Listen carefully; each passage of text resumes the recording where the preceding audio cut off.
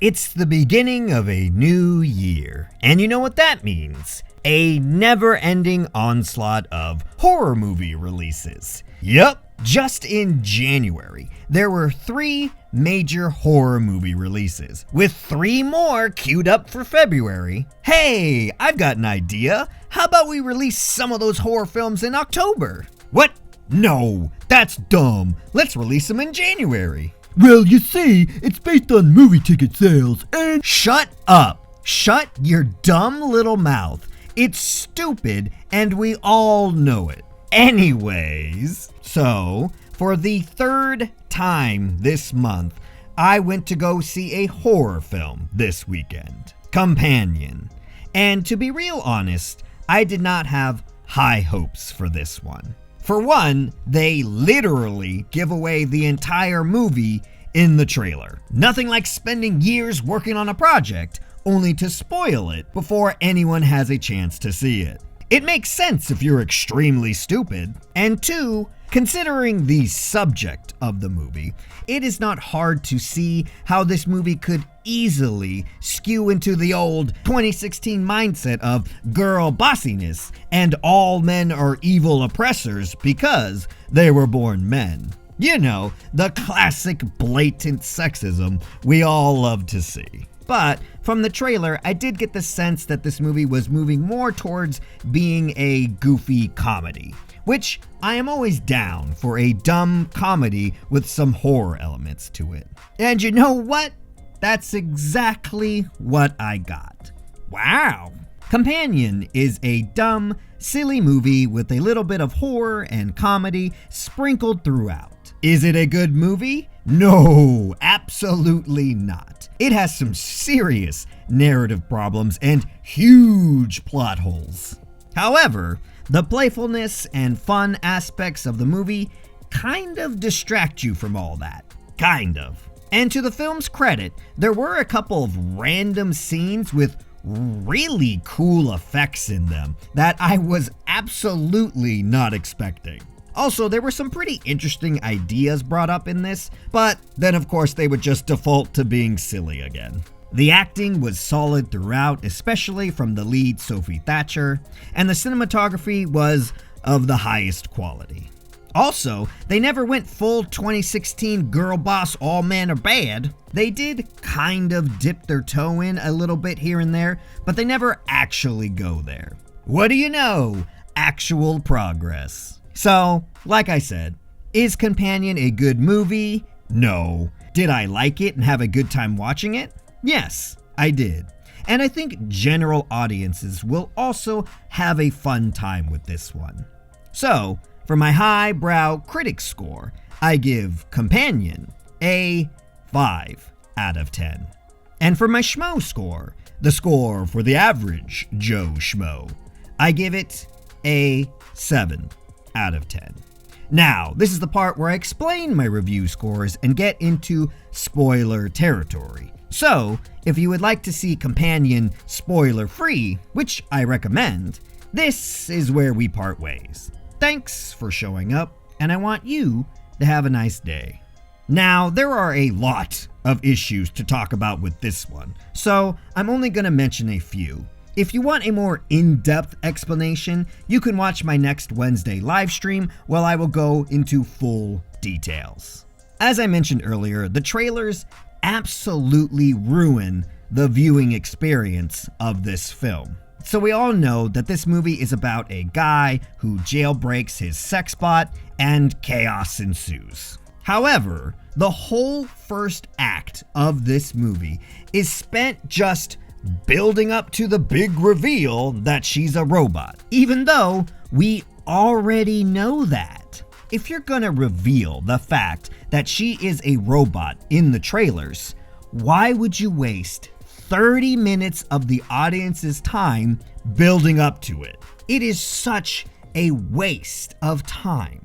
And I kind of know why they did it, because there is another plot twist big reveal that they probably thought would make up for it. But it doesn't.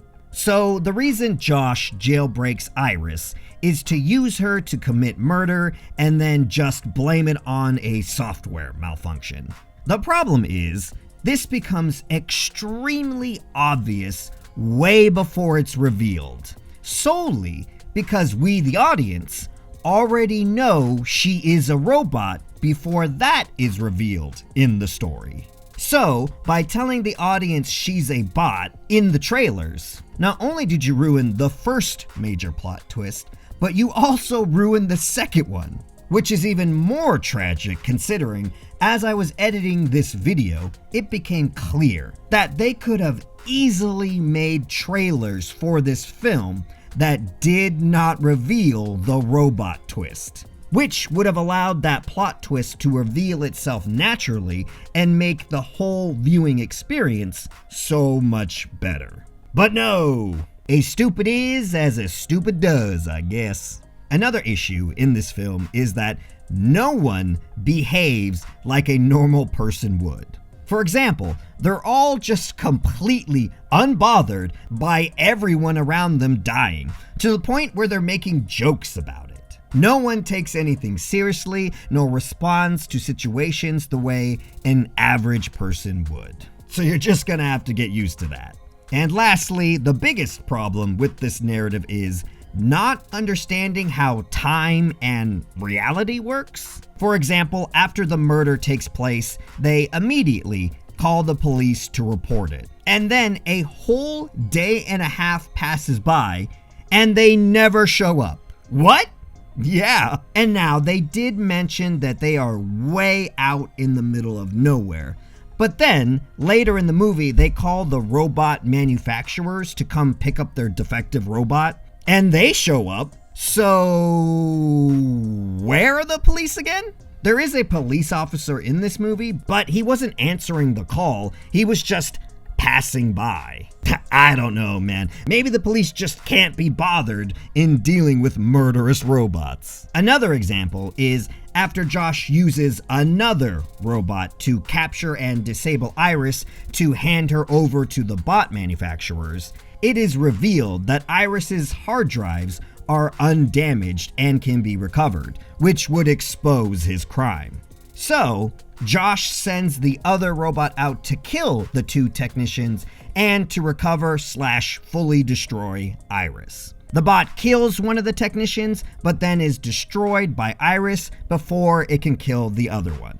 And keep in mind, at this point, Iris has been factory reset or unjailbroken, so she can no longer harm anyone. And the surviving technician is 100% not in any danger anymore.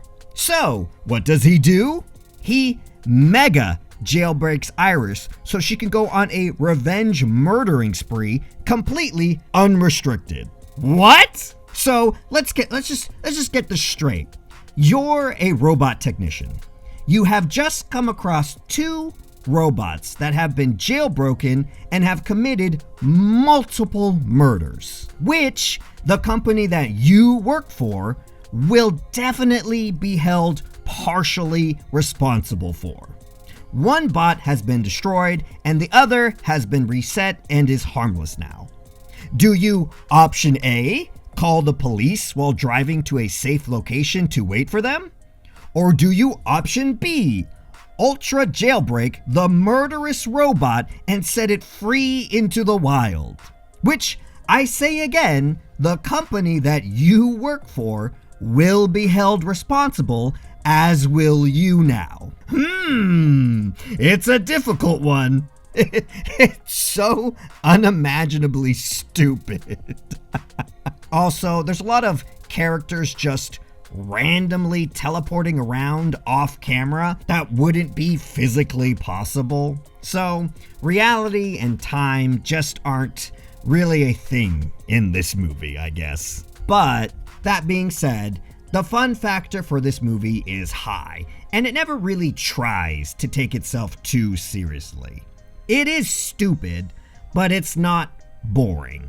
And like I've said many times before, you should never underestimate the value of fun, which this movie is. Anyways, thanks for being here. I appreciate you, and I'll catch you at the next one.